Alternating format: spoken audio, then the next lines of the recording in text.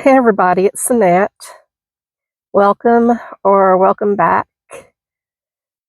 Today I want to talk about something that may or may not annoy people, but I think it needs to be discussed, and I really don't hear it discussed anywhere else, or I've yet to see it discussed. You've probably heard the term, it's really popular in the South: hate the sin, love the sinner. I'm a Christian. I hear people say this a lot, but I have issues with that.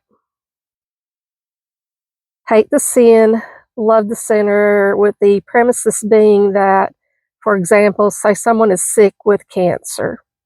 You hate the disease, but you love the person. Now, why doesn't this work with hate the sin, love the sinner? Because a lot of times the sinner is being ostracized or looked down upon by people who think that they're perfect. People who don't even look at their own sin, their own shortcomings and imperfections. We're all flawed, every single one of us. And even though we have Christ in our hearts, it's still a daily walk in the human body. The human body is not perfect.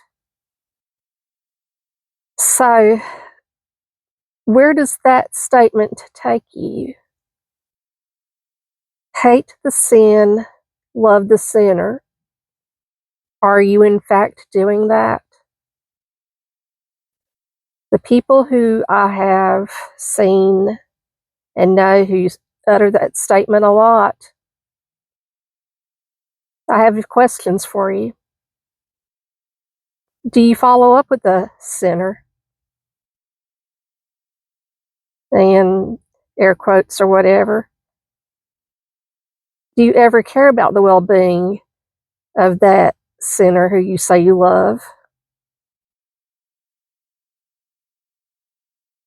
Does that, in your opinion, sinner,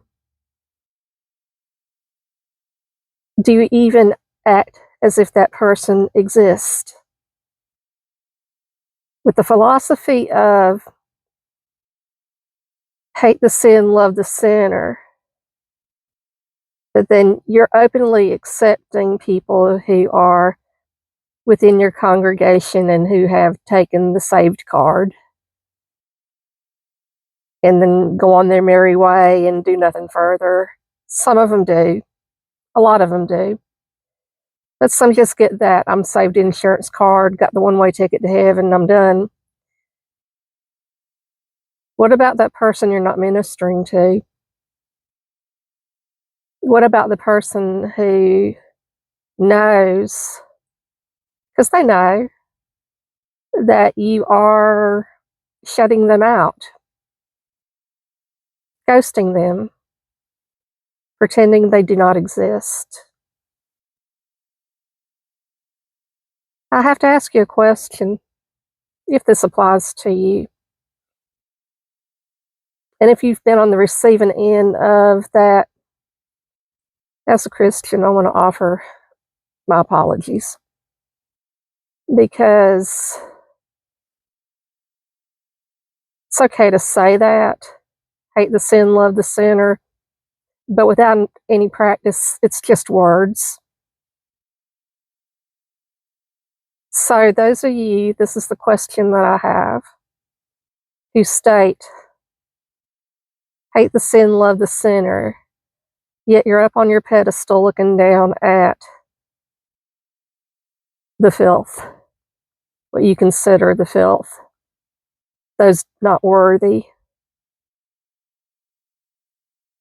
Are you lonely up there? I would think that would be a lonely place to be. Don't say it if you're not going to practice it. And again, if you've been on the receiving end of being ostracized by people who claim they're Christians, but yet can't even see their own faults because they're too busy pointing out yours. Not everybody's like that, my friend. I hope you find the right people to hang around with. I hope you find people who do accept you and do show you what true godly love is like. Because when you think about the shadow of the cross, it fell over all of us and didn't bypass somebody just because they were on a pedestal. And I hope they'll remember that as well. That's all I have for now. Have a great day. Love y'all.